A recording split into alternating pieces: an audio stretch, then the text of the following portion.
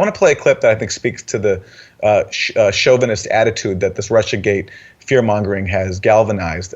He was speaking on the Bill Maher show, Real Time with Bill Maher on HBO, and he was attacked by Maher and the rest of the panel for essentially urging a sober look at this whole Russia thing and even encouraging basic talks between the U.S. and Russia. This is that clip.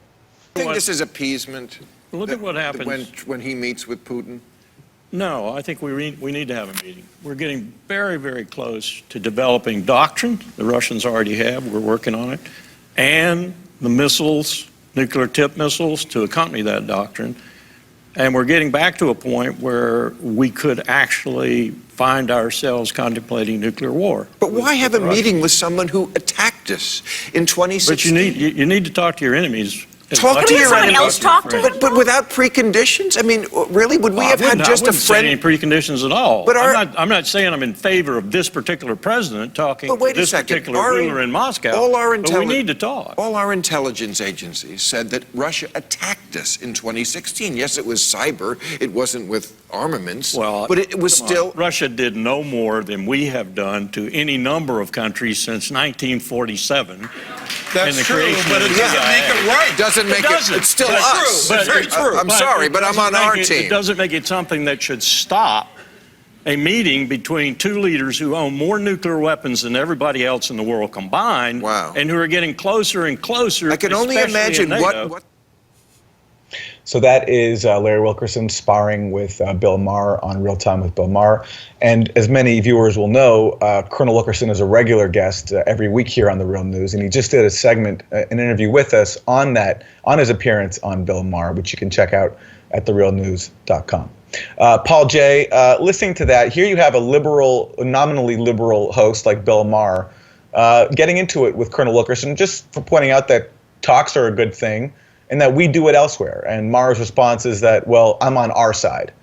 I don't know, your thoughts on the chauvinism that Russiagate has brought out in liberals like Maher?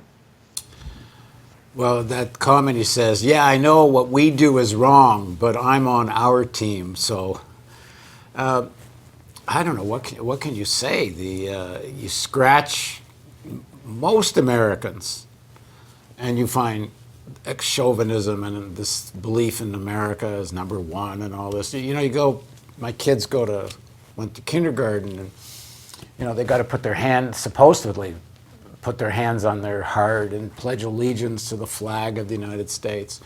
I mean, actually, I've given my kids the choice and they don't want to. In fact, they're not standing and pledging. In fact, most of their class doesn't want to stand and do it either, But of course, as Americans are inculcated in this deep identification of Americanism, as if we are all one thing in America, as if there's no classes, as if the interests of the oligarchy are the same as the interests of the rest of the people here, and that this posture of the need for this militarization is somehow to defend America, not to assert global hegemony. I should even go another step, which is the argument often given is global hegemony itself is actually a defensive position, and homeland security and so on. The deep roots of this chauvinism, American exceptionalism, militarism in the Democratic Party should not be forgotten. The Democratic Party was the party of the Vietnam War.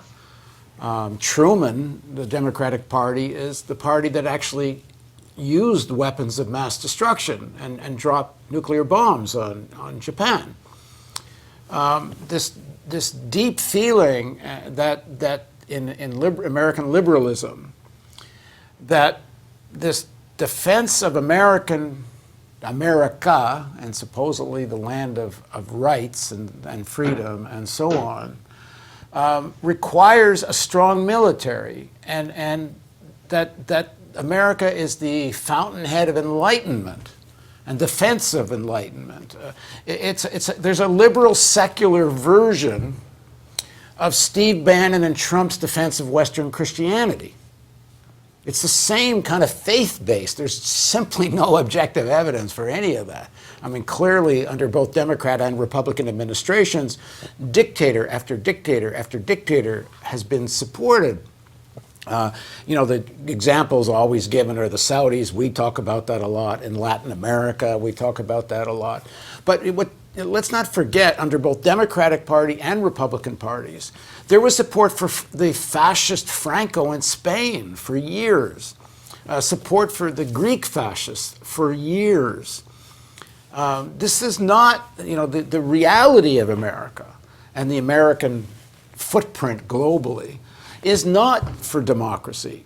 It's for American dominance, and when possible, I would say when possible, the majority of the American elites would rather not have dictators. They want free movement of capital. What is that? Free movement for American capital to come in and dominate through the power of money, rather than through the power of a dictator and guns. Yes, but they don't mind dictators if the alternative is a country that wants some kind of independence or some kind of socialism. They'd far rather have right-wing dictators. This is in the liberal mentality as much as it's in the right-wing conservative mentality. They just both, one has this vision of defending Christian values, and the other one is defending it's okay to have a dictator over there because we're such liberals over here. Of course, it's not true here either. We're on our team, Bill Maher says. So we're on the team of gerrymandering. We're on the team of voter right suppression. We're on the team of suppressing the constitutional rights, as I keep saying, quoting the DOJ report on the Baltimore Police Department, where it said people's constitutional rights are being denied every single day in Baltimore, and of course not just Baltimore, in cities across the country, where African-American men can be shot down practically one every day, and almost no consequences to the police that are doing that. I mean, that's the team we're all on. So this crazy mythology that's spouting out of these liberals' mouths, it's dangerous, it's vile, and it's partly driven because they're so partisan. They just got to wound Trump.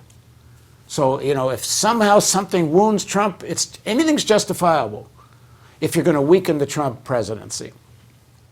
And it's such a mistake, because even if it hurts Trump, it's creating such a fanaticism, or I should say feeding such a fanaticism, that the next Trump will make use of that. And whether that comes in the face of a Democratic Party or a Republican Party, this is the fanaticism that supports war. Right, and the people, I think we could agree, best placed to fight back are the traditional left, people who've always stood up to racism and fascism and white supremacy.